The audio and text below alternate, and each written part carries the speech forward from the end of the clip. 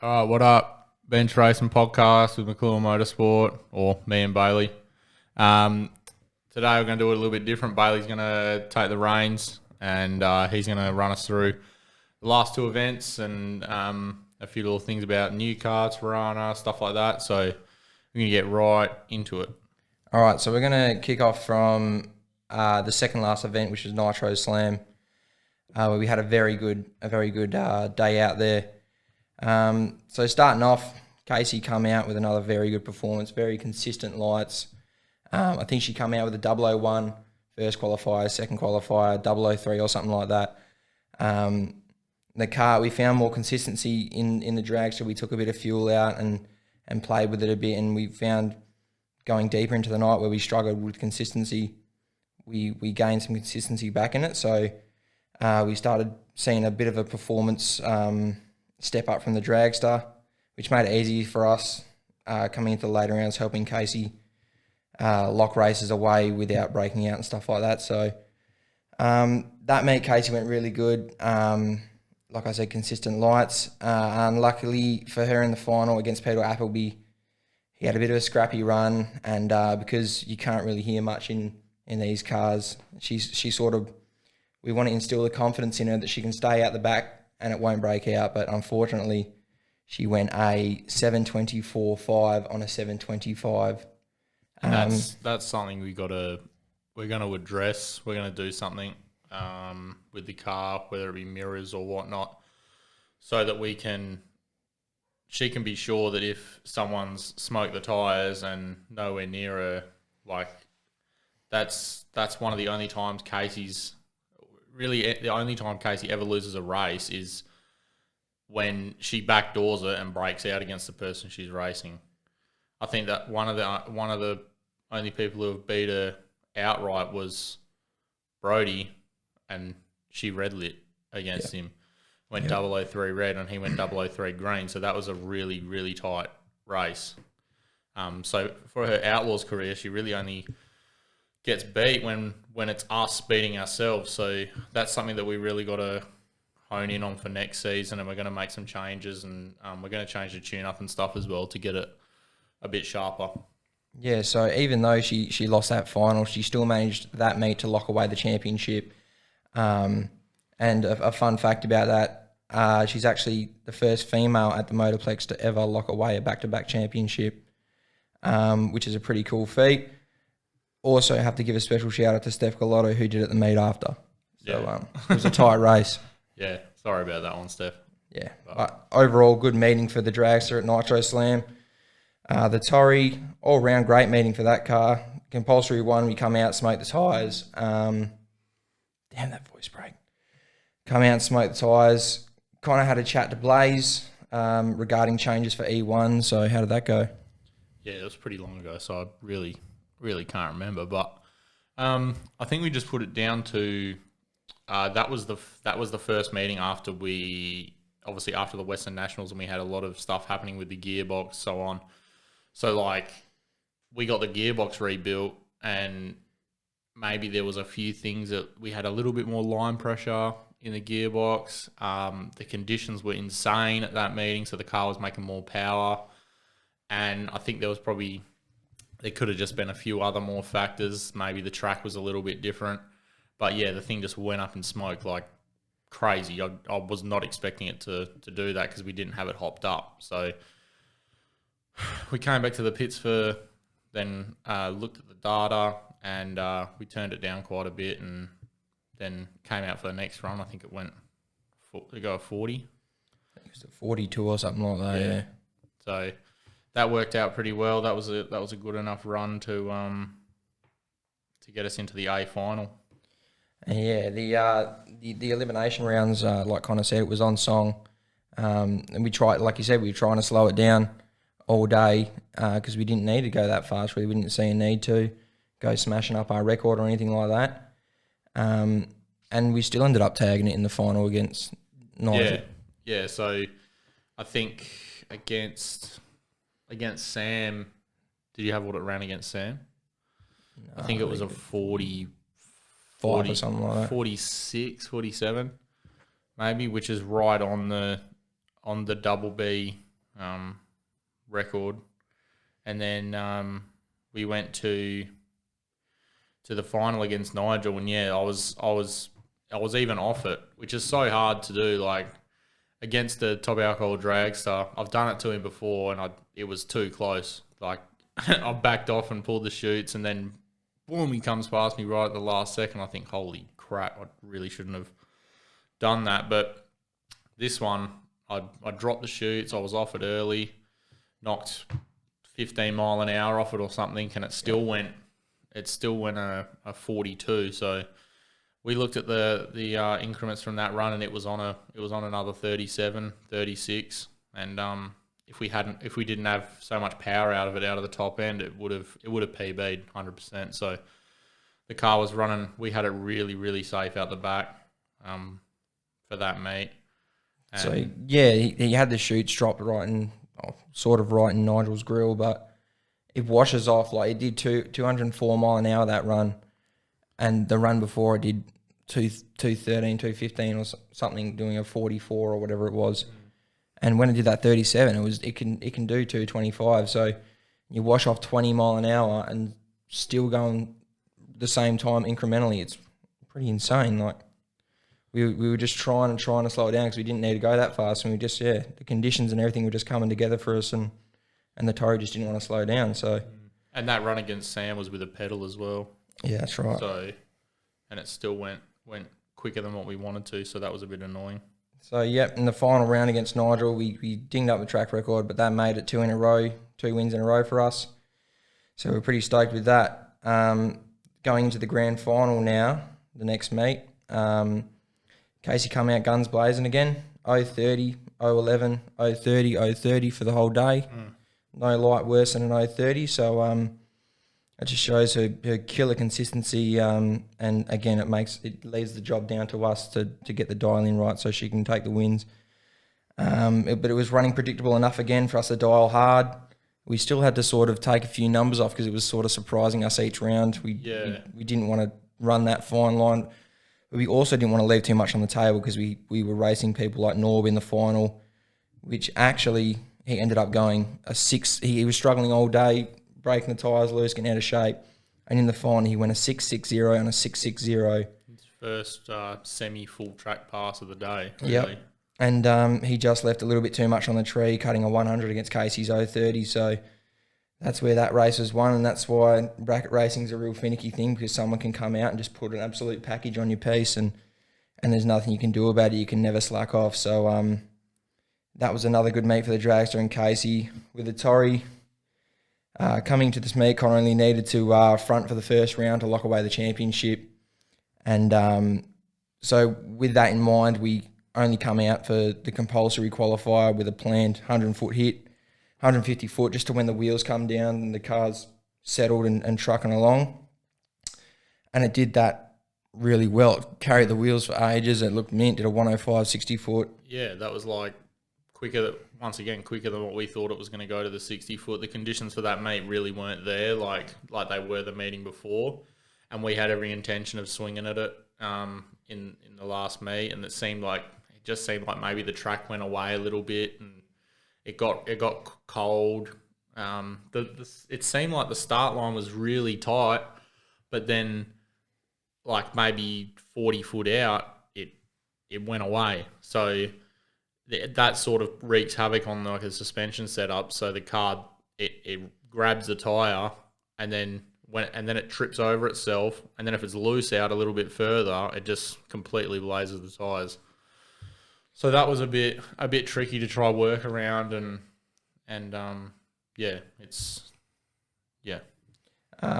going into round one, we had Russell Ladbrook in the altered, and the Tory went down. Ladbrook got a bit out of shape, had to abort the run, but it gave us a stout run. I think it went a 42 again in that one. 40, because I was pissed. 47. I was pissed. It was a 47. That's we right. thought it was going to be like a 42. That would have set us up perfectly for what we wanted to do in the final. Yeah.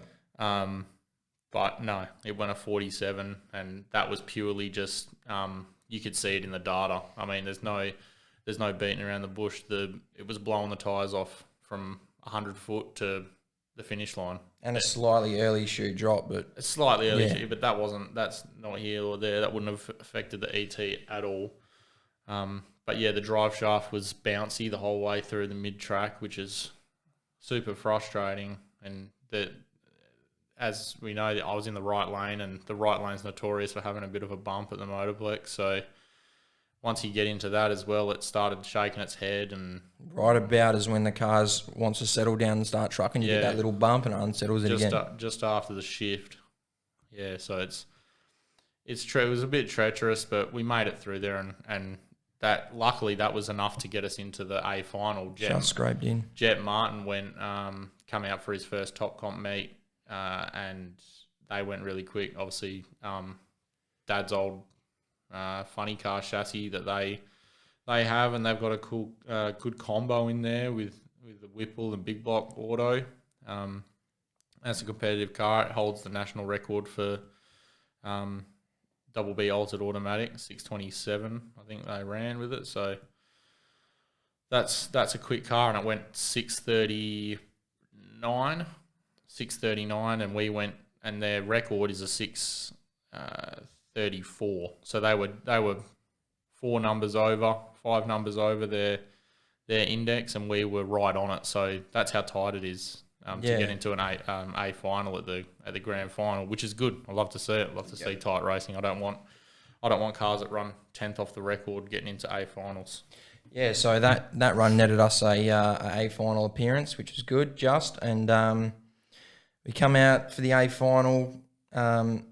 Really wanted to send the Torrey off in style, and sort of swung for it a bit. We wanted a pretty cool number to send it off with, and how'd that go?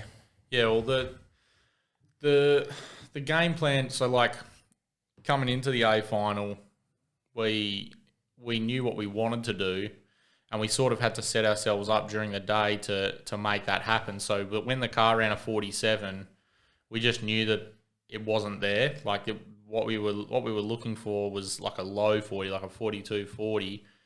That would have set us up perfectly to do what we wanted to do and run like a low 630 in the A final. But it just, the conditions weren't there, the track wasn't there, and another thing that was wreaking havoc to us was Maddie had run 2 636s back to back, so we knew that we couldn't go out there with the 47 or even like a 42, because it almost wouldn't have been enough. So we went out there and we did swing for it. We made a lot of changes, and I don't know if it had any effect, but the car, I couldn't quite get it spooled up in time because Matty dumped it in there, double bowled it. So it's whatever, you got to race around stuff like that. But it's a little bit frustrating, but you got to come to expect it when you got a bit of a target on your back. And that's a real thing. It is definitely hard to get a car like that to spool up in time, because if you don't have it on the chip properly, it's not making the target boost that you want it to make. And that also affects your reaction time, because you want to have it sitting there and bang a few times before you let it go. So. Yeah, because if you don't have it on the chip, your tune-up's completely in the toilet. It's like everything you've made changes for is based off you're going to leave on that RPM and that boost. So if it's not there, then everything goes out of whack. But yeah, that's fine. I cut a shit light. Earlier in the day I went 023, 028, and then the last one it was a 140, I think, 160 to Maddie's 040 or something like that. So she did good. She was good on the tree, but we both blew the tyres off immediately on the hit, and the Tirana went into a mad tank slapper, and I got back on it, but it just wasn't enough to get back around. Bit of a crab race to the finish line, but it was definitely a crab race, 11 seconds or something. But, that's all good. 3 finals appearances in the last 3 meetings. It shows that we were coming around, and the combo was coming around, so it'll be good. Yeah, so that race ended a great season for us. We learnt a lot. We developed the Torrey a lot, and we come a long way with that car. Also with the Dragster, we made some right moves in getting it to closer to where we want it. So yeah, for our team overall, very successful season. Yeah. We just want to thank our team, Troy, Brad, Mum, the rest of the family, Casey, Dad, and everyone who comes down, helps out, offers a hand, offers advice. Blaze, who handles tuning and stuff remotely, and all our sponsors. You know them off the top of your head. Yeah, so quality batteries, obviously. All Fast Torque Converters, Simon at All Fast. Never says no to us taking the gearbox to him and helping us out and making changes or maintaining the gearbox. So that's a real.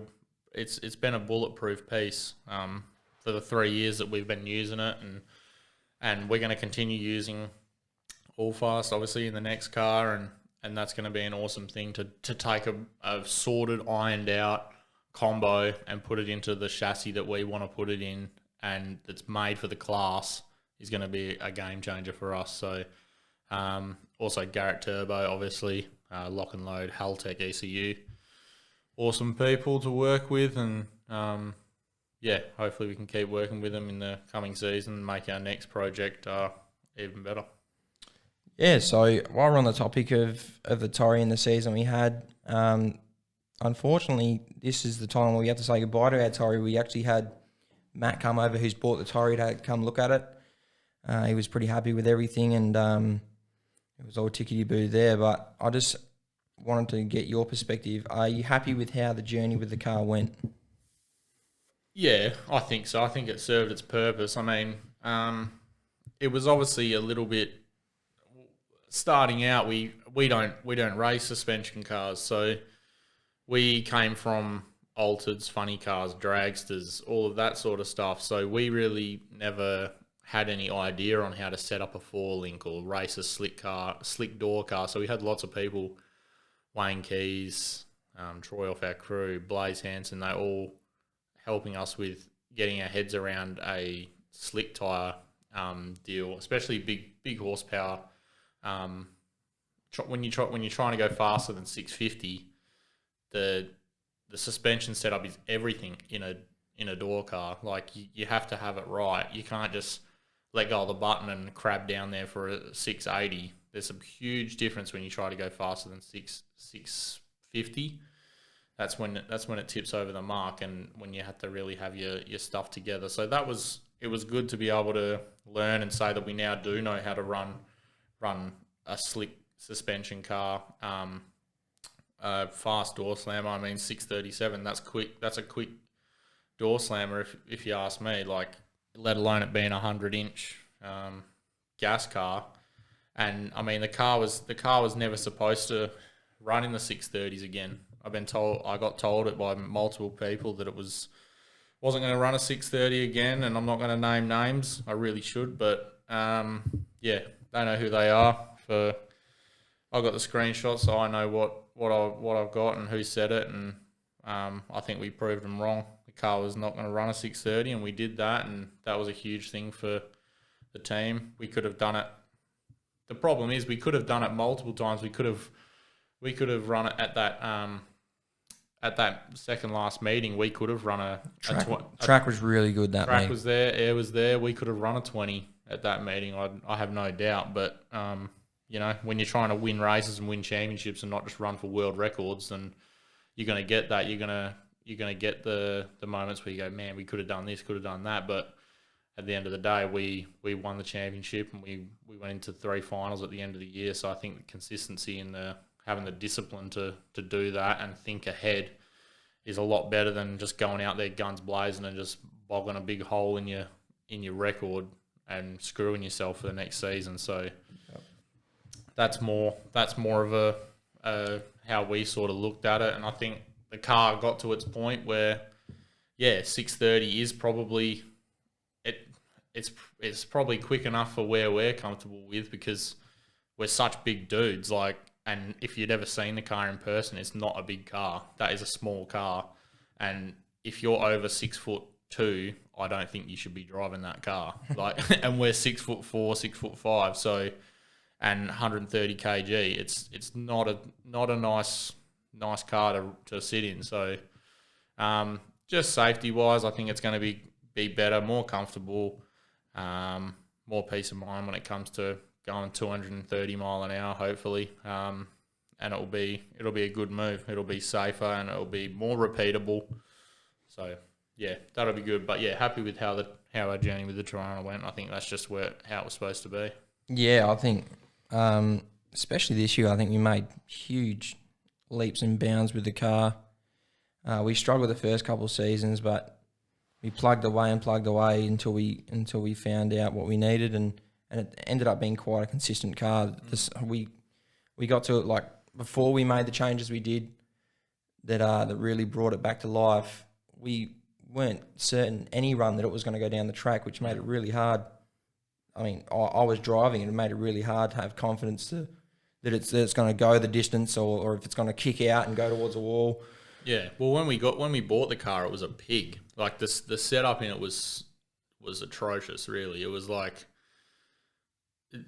obviously it had a clutch in it and Lenco before we bought it, and that must have worked for what they were doing. But for an auto, and I think really even for a clutch, that setup was not right. That was not how it was supposed to be. So we made a lot of changes to modernise the suspension and bring it back to where it needed to be consistency wise. So yeah, it really did start to become good to drive towards the end there.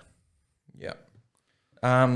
The next thing I want to touch on is something a lot of people have said. How do we feel about seeing it go?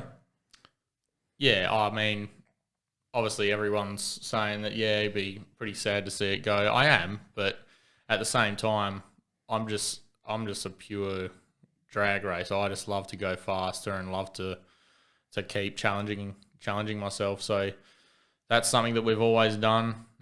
It should be no surprise to people that we sold it and that we really don't care. Should be surprised we kept it this long. Yeah, really, 3 years. That's nearly a record. I mean, we only kept that Tirana we had. It sat in our shed for 12 years. We raced it for 2 years and sold it. So it sat in the corner for 12 years until we built it, and then it only got to get raced for 2 years, and we sold it and bought another car. So that shows you how attached we get to cars. We just don't. When we want to do something different, we just do it and we sell it and we move on to the next thing and keep challenging ourselves. So yeah, I'm sad to see it go because it's definitely a big part of the story and a big part of McClure Motorsport. Sort of right at the same time as we sort of burst. Our Facebook started popping off, YouTube started popping off.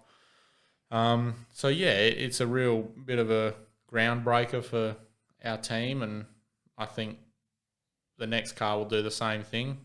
But yeah, everything's got its place and everything has its position in time, and that was just it for the Tirana.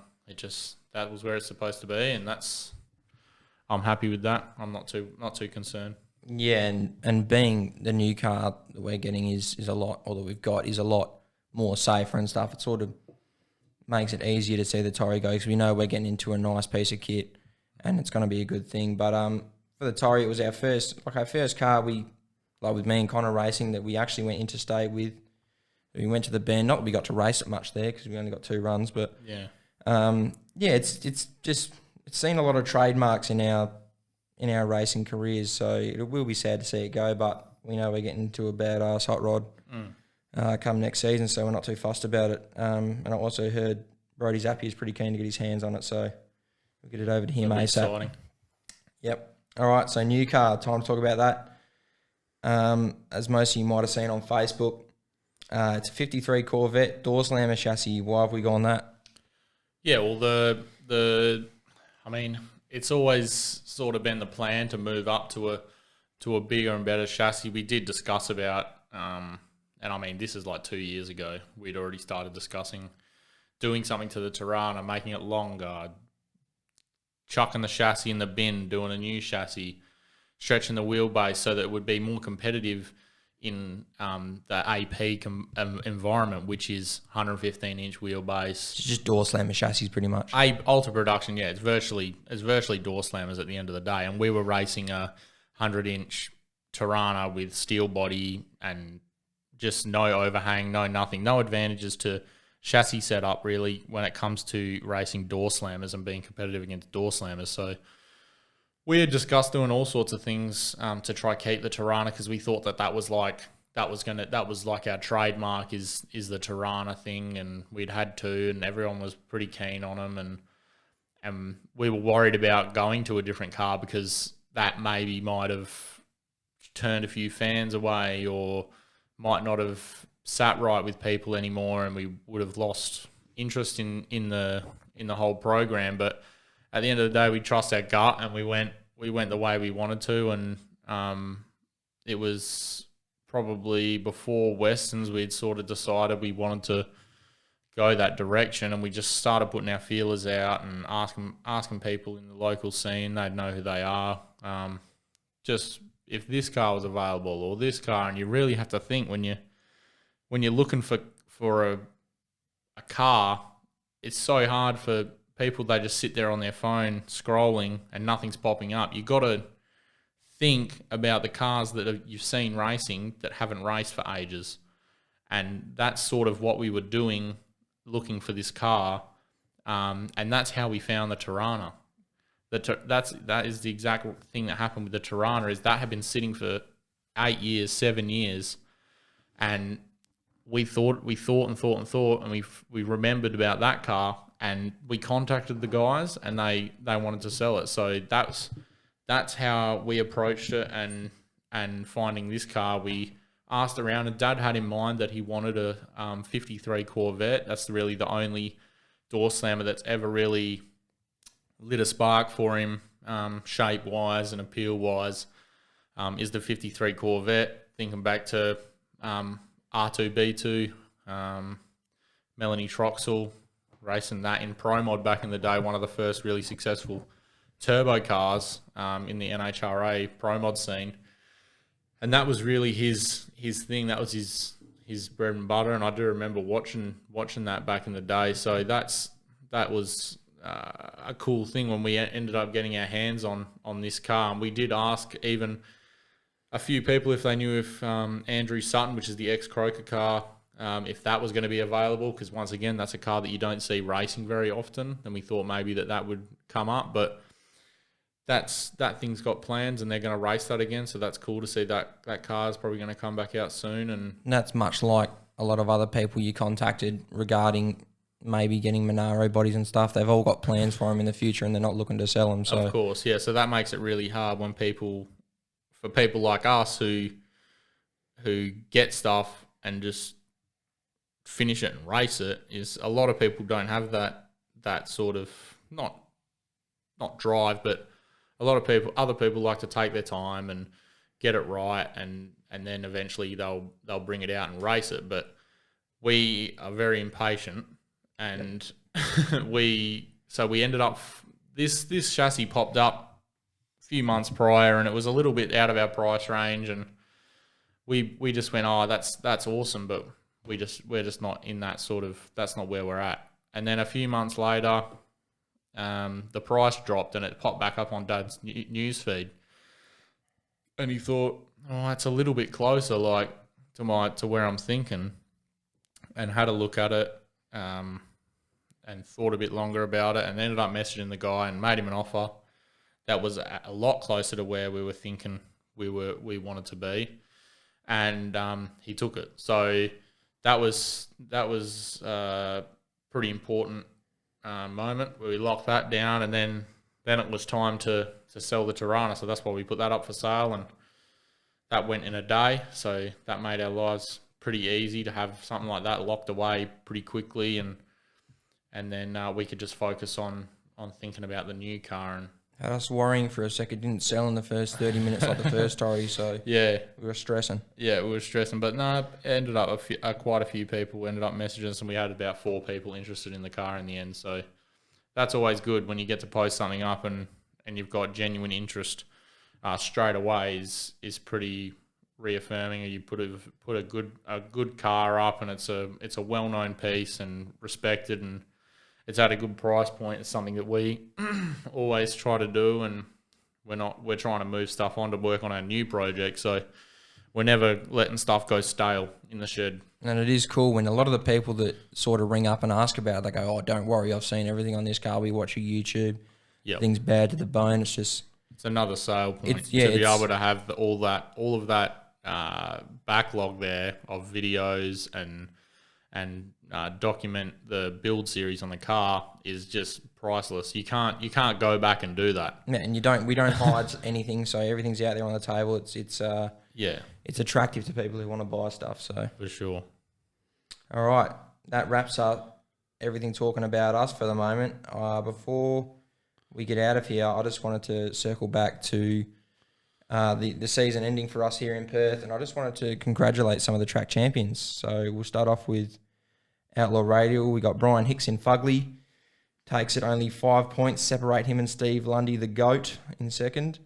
Junior Dragster, Seth Jarvis took that one out, pretty close top three. Yeah, that was actually a pretty crazy finishing to that meet. Like, Luke, go ahead and tell the top three. Yeah, so it was Seth Jarvis, Nathan Townsend, and then our boy Lucas Green coming in third. Yeah, so Lucas was actually fifth coming into this meeting. And with the Motorplex Championship, they do 50% bonus points in the last round of the season. And he came from fifth, and I think it was quite a points deficit as well to be able to come around. And he actually... Did he lose in the semis? Yeah, I'm pretty sure. Went out in the semis, and if he had went to the final and won the meet, he would have come from fifth to first in the championship in one meeting. So that would have been a bit of a fairy tale for him in his last meeting. But I think he broke out 8:04 and 8:05 on the picks. On the picks, that hurts. So. Really good from him. Congratulations to Lucas coming third in the championship in his last season in juniors. Congratulations to Nathan and Seth as well. Yep, so we're moving on to Super Street. We got Steph Galotto. Takes it, sealing her back-to-back, like we said just before. Then we got Mod Bike. Simon Garbart wins that. Super Sedan, Sturks. Glenn Sturkenberg takes that. Modified, Paul Garbellini. He takes that one out, winning 4 meets along the way and making it to a few more finals. Top Sportsman, Albie Bakranich, and that gives him a few championships on the spin now. I'm not sure the exact number, but it's definitely more than 2. Yeah, I think it's at least 3. It could even be 4. I'm not certain, but it's over 3. Yeah, and he dominated again with 5 meets won. Supercharged Outlaws, our very own Casey. She won that, taking 5 against and runner-up in 2. Comp Bike, Ranks Natalotto sealed his back-to-back, the 2-time. Impressive with the 2-time. Yeah. Why do they call him Ranks? He doesn't actually have any hair, so I'm not well, sure. For as long as I've known him, he hasn't had hair, so I can only imagine it's below the belt. That's interesting. Anyway, Super Comp, our boy Matt Puglia. Shouts out to Matt. Good effort. Top Comp, Connor. He took that one out, obviously. You've seen it all over the YouTube and Facebook and all that. Yeah, I think that ended up being 3 wins for the season and a couple A final appearances. So yep, so it was a good season. And top door slammer rounding it out, John Zapier regains his crown at Perth with a pretty good points lead as well. Second was Morris Brennan, so it was cool to see him there too. Yep. That's going to be good to see them. Take their charge to the Australian Championship as well. John's leading the championship at the moment, so it'll be pretty cool to see if he can seal that off and get back to the number one. It's been a bit of a hard slog for him for the last couple of years, getting his head around auto transmission and stuff like that. So it'll be good. Hopefully they can keep up their consistent run and keep running quick times and hopefully see some records tumble at Sydney. Yeah, and that's a notoriously pretty good track, but average weather-wise, it's usually pretty sketchy. Hopefully that holds out. Yeah, but usually a pretty fast track, so that'll be pretty cool. But that just about wraps it up for us for this episode of Bench Racin. Thanks for listening, and we'll be getting into the build series soon on YouTube for the new car, so stay tuned.